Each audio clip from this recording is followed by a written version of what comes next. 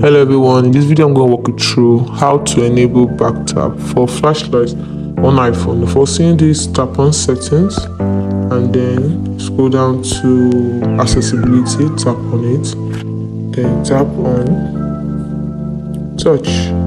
Here it is, tap on touch. The last option we have is back tap, which is on right now.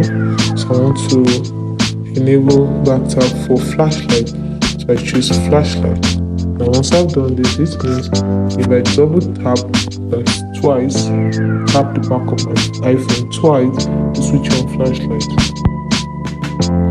And it has done that right now, but you just cannot see it since the flashlight is in the back.